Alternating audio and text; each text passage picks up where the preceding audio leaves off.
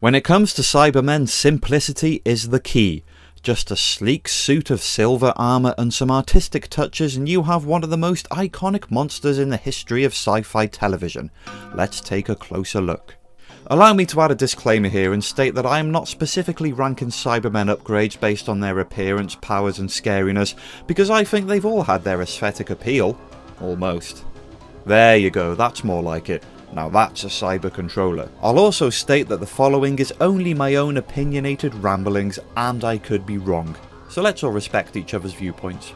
You see, the original Mondasian Cybermen, though now immortalised in recent narrative to great effect, were something of a blank canvas. They were a cool baddie and wholly different to anything else in the William Hartnell era, but there was definite room for improvement. Cue the numerous inventions of the Patrick Troughton saga, where there was no finer example than in Tomb of the Cybermen. I absolutely love this story, and I love the previously untapped Cybermen lore that it introduced. This particular incarnation of the scary silver beast was first used in the moon base, and these ones look cool, creepy and suitably dead inside. I even love the fact that when the cyber controller gets thrown across the room, his headgear visibly flies almost clean off his head, because he was a 60s prop. The very concept that these particular Cybermen lay frozen dormant in a distant world for an untold age in a complex that appears as much a shrine as it was a tomb, gave weight to the sense that these converted menaces had wiped out whatever was left of their Mondasian heritage. They were now an introvert sectarian parasite, fully lost in their own arcane sense of identity and desire to wipe out all other life. I mean, why did they even build this thing? They were more like a cult than a legion of augmented humans.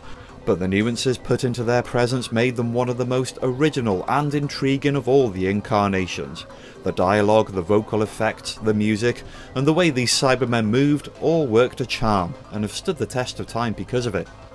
And yet the Cybermen reinvention, and I use the term reinvention because the concept of upgrade didn't come into play until much later, continued during Troughton's run and culminated in an essential wodge of Doctor Who mythology, the Invasion. This plain-faced Cyberman design was very cool, one of the best, and most iconic, and it was only used twice. The second was all the way forward in Tom Baker's Revenge of the Cybermen. This was the first time Cybermen were colorised, not that that made any difference, but despite the fact that this story is considered classic and it is very cool, it did kind of mark the unravelling of some very easily achievable Cybermen tropes. For one thing, this particular cyber controller isn't talking like a Cyberman but more like a bossy military general, and his troops are like humble minions who seem too afraid to give any bad news for fear of being clobbered on the head. Why has he got his hands on his hips? Something ain't right here.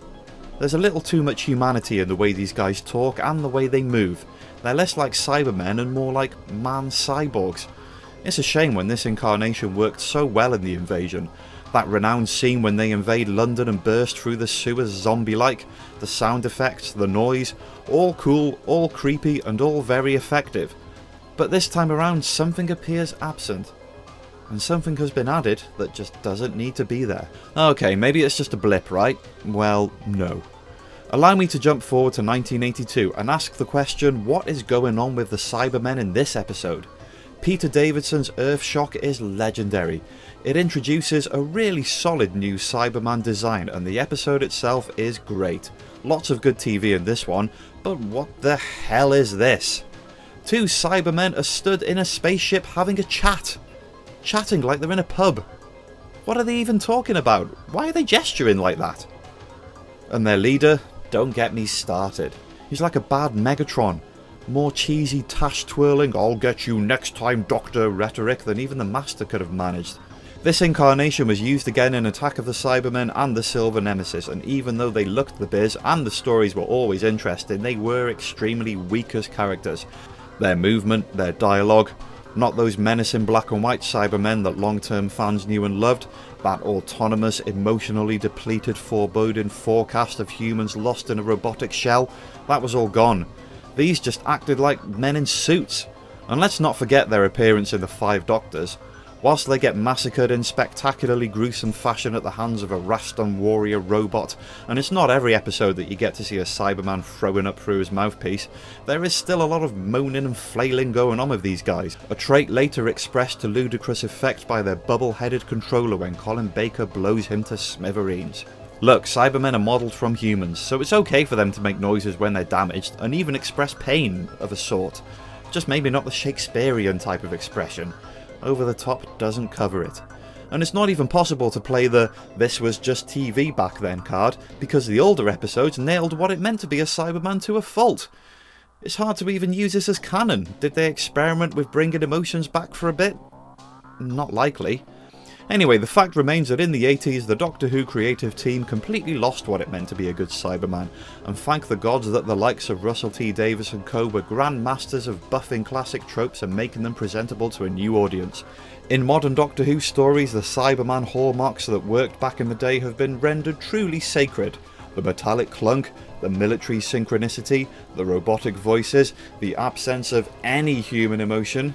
They knew exactly what to do this time around, and it worked. From this we got to more cautious reinvention.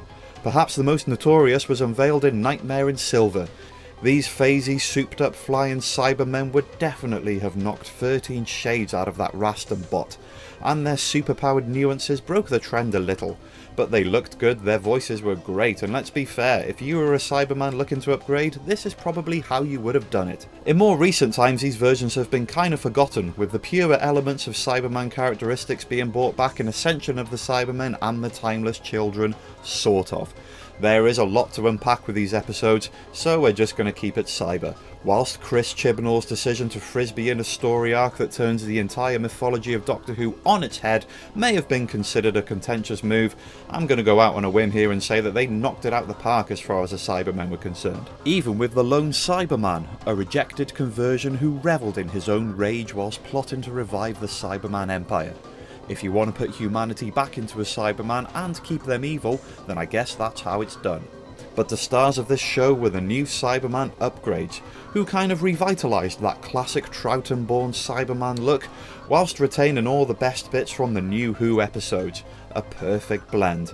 Their presence was also accompanied by a pounding industrial soundtrack, which definitely fit the bill. Were these the all-time best? Well, that's a matter of opinion, but there's certainly a case for that. That particular story culminates in these fellas. Cybermen Time Lord hybrids created by the Master. Still kind of faithful to their origins in a way, if you can cope with Cybermen wearing capes.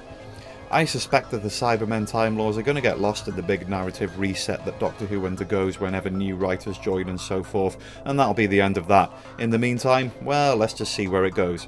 To summarise, the Cybermen found their identity as a sci-fi creature way back in the 60s. They weren't broke, and so attempts to fix them have failed.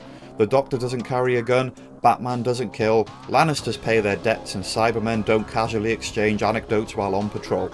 The rest is all down to personal preference, but past experience has told us what works and what doesn't, and there is enough blank canvas on the sacred Cyberman lore for future writers to add fresh and faithful ideas without bringing discredit to what it truly means to be cyber in the world of Doctor Who. Cold, robotic, and tumbling through the stars with remorseless, malicious intent. The way it should be, if you're a Cyberman.